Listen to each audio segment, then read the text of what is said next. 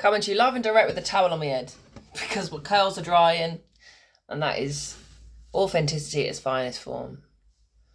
Do you know what I think is absolute bollocks? And a completely normal part of life, really. Unfortunately. Well, the act isn't normal, although it's very, very common. The effects, what I'm about to go into. I've got woken up with things in my eyes, saw things everywhere. That's not the point of this video. Do you know what's bollocks? Complex post-traumatic stress, which is something that I'm working through in this lifetime, having had a myriad of early childhood experiences that I later went on to duplicate in my early 20s and late 20s. And it wasn't until my very late 20s that I actually started to become aware of how much these experiences were affecting the way that I was showing up in the world and for myself. In terms of where I'd put myself, where I'd shy away, where I'd have these patterns of shut down, close off, defense. And I was like, oh my God, yeah, you've really been damaged, haven't you? We better fucking work on this. How on earth will you ever be able to hold down a partnership feeling and being this traumatized?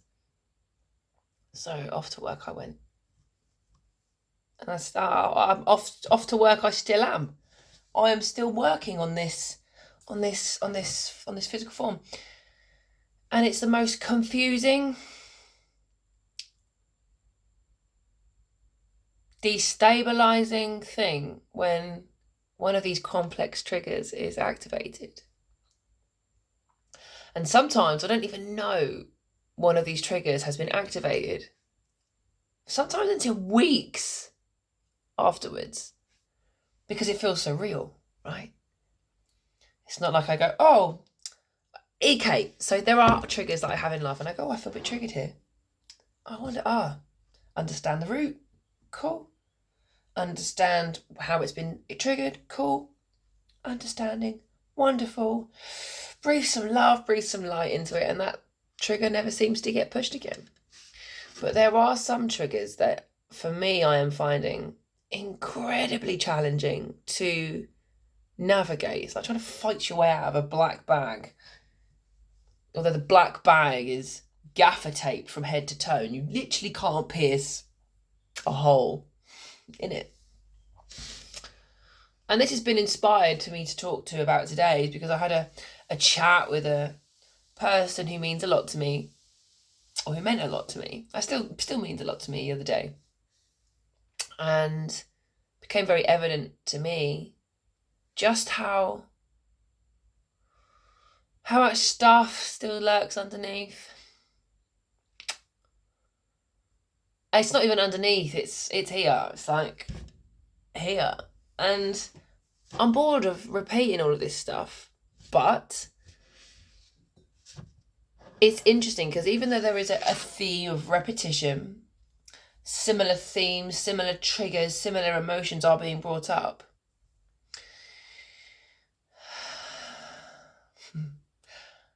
even though I'm still being activated by these things, I now have extra language and understanding of what's going on. So there has been progress. And it's not like I've been being triggered and just been blushing it off. But for those of you warriors out there that also have complex post-traumatic stress, you will know just how difficult this is. It's not a one and done. It's oftentimes re-triggering and re-traumatization happens and needs to happen in order for us to really fully see and understand and unhook and unfuck ourselves from this bullshit. My biggest area of concern and challenge is in intimate relationships. And that brings me a lot of sadness. And I'm like, oh, I know I have a responsibility to work through this and heal this. And it's happening. But you know what's not helped? So it wasn't just these early childhood experiences in between my first 2 life cycles, so up until 14. It was then the patterns that were then being played out, which led me into very similar territories of abuse, of cruelty, of feeling like I didn't have a voice or an option, which was then really ingraining this deep beliefs. It wasn't just one belief, there's many different layers of this belief. And I'll give you an example. Sexual abuse. Childhood sexual abuse is where I have a lot of experience. I don't even know how to say this. It's like, oh yeah, I've got a gold medal in childhood sexual abuse because I survived a lot. I haven't found the best way to express this in a healthy way yet. Please bear with me. So when I was younger, let me give you a brief idea. Let me just show you just how complex and layered all of this is. The person who abused me first, I was 3 years old. In my head, I remember thinking, wow, this man must have had what did his mummy teach him? This is bad, this is wrong.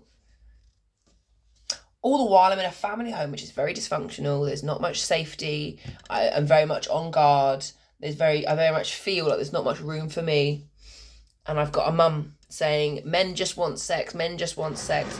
And I've got a dad who is frustrated and can't seem to communicate effectively with his wife. It's just traumatic, toxic, dysfunctional, big love parents. This is not about bashing, this is just the facts.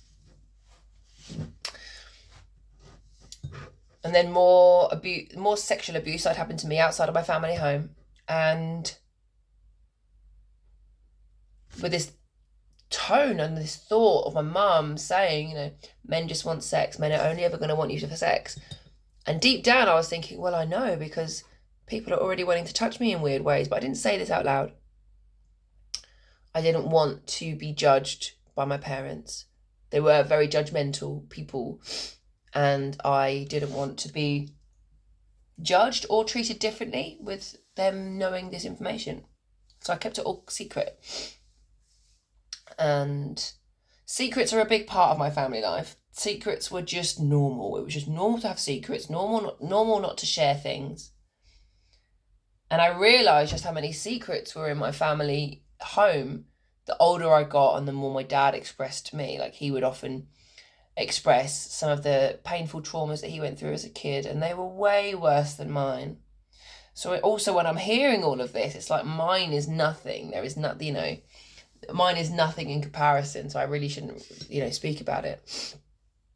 All the while being physically abused and just a load of shit, really.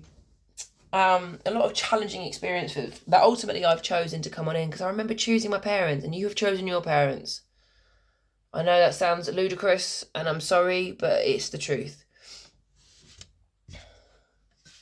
So I go off into life as a teenager with all of these restrictions, negative self-talk, shame about my experiences, shame about my family home, disgust about the body that I'm in, fear, like what if somebody's going to find out? And the dysfunction and fuckery that carried on at home was just mental. I then I left home at 14, went to live with a boyfriend. I grew up and I'm having relationships and I can't work out why I don't feel satisfied. I can't work out why it feels so uncomfortable. I don't understand it. I don't understand why I'm feeling this way in the presence of somebody who says they love me. I'm confused. So I leave a lot of my relationships because I think I'm bored. And I was bored because actually my first few boyfriends were actually quite safe. And for any of you that have been traumatized, you will know that often the safest, healthiest people feel like boring vanilla ice cream. I love me some vanilla ice cream. It's actually my favourite flavour. No, it's not. Pistachio, then vanilla, but there we go. So First few relationships, I leave. Long term, 2 years, 3 years. I've always been in long-term relationships. But not in long-term healthy relationships, because a prerequisite of it being healthy is actually I also need to be in a healthy place. And I have never really been that. I'd like to say that now I'm in a healthy space, and I'm not. Healthier. There's awareness, but there's still a lot of dysfunction that lives in here. And the body truly does keep the score. But I have compassion for where I'm at, even though it's not my preferred reality, because I have to be compassionate to myself. Because the parts of me that are struggling now are the parts of me when I was a kid that didn't get the love, the time, the attention, the nurturance that they needed. So now it's my job, as much as I haven't wanted it to be my job, to reparent myself and realign my mind, get them two to sync, because they're not. The body feels one thing, the mind thinks another. And I didn't think I'd be here at 34 years bloody old, still feeling this conflict.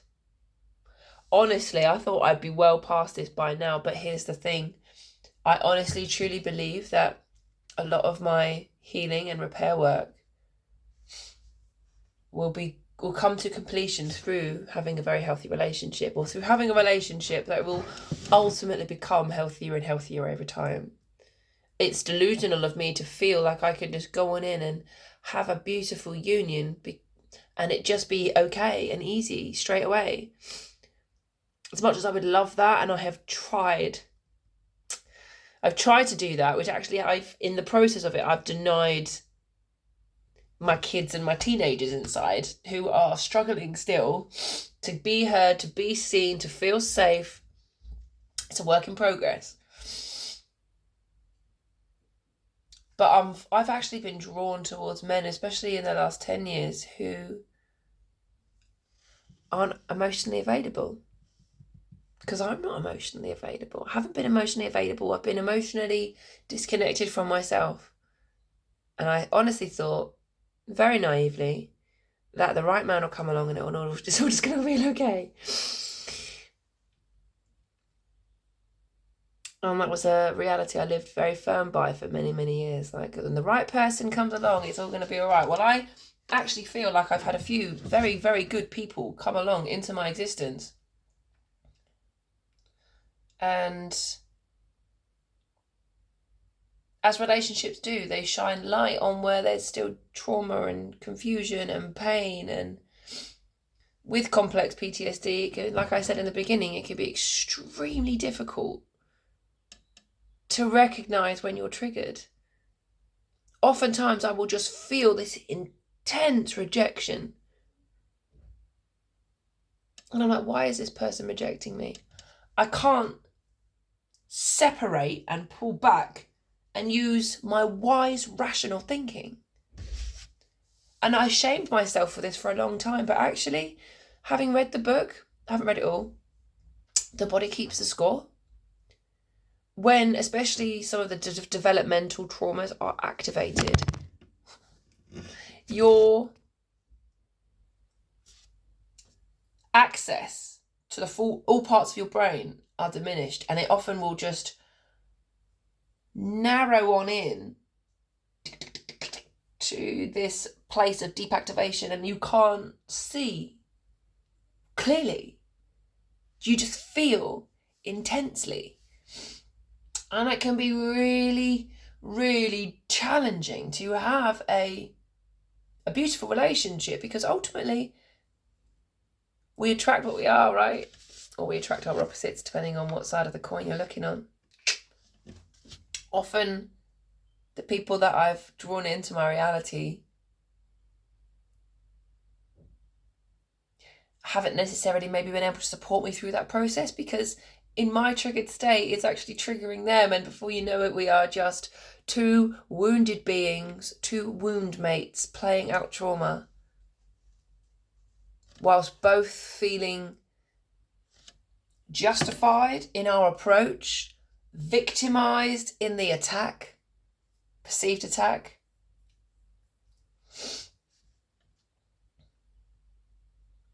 And then we're both seeing each other as a villain.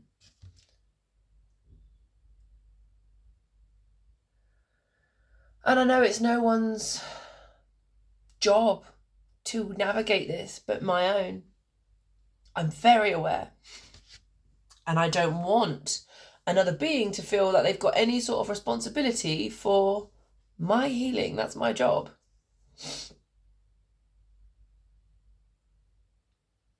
But I do hope one day I meet somebody who I can connect with, where I can navigate through this a bit easier. And I'm speaking on this now because I felt like a real desire to just share and connect about the complexities of CPTSD, and for anyone that has listened and has found this interesting, to serve as a message of encouragement and compassion for yourself. In my experience, not many people can or will understand the complexities of your trauma. That's really your job. And what you can do when you get a better understanding of it is to communicate it effectively to the people around you who are able to help you regulate. Because that's all that's needed, right? Is in those moments to feel the feelings, like really feel it, go into it, express it. It's being triggered because at one time it wasn't able to be expressed. It needs to be expressed. And in my experience, it's crucial that you have people around you that are able to keep you grounded, keep you safe, not shame you, and not gaslight you out of your experiences. Maybe we'll talk about gaslighting in another video. So keep on, breathe, journal, get out in nature, and make it your mission to understand the complexities of your CPTSD. It's not going to be a quick road. It's not going to be a smooth path. But doing that self-understanding and really getting a grip with things is the quickest way and easiest way for you to find peace in the madness. Thank you so much for listening.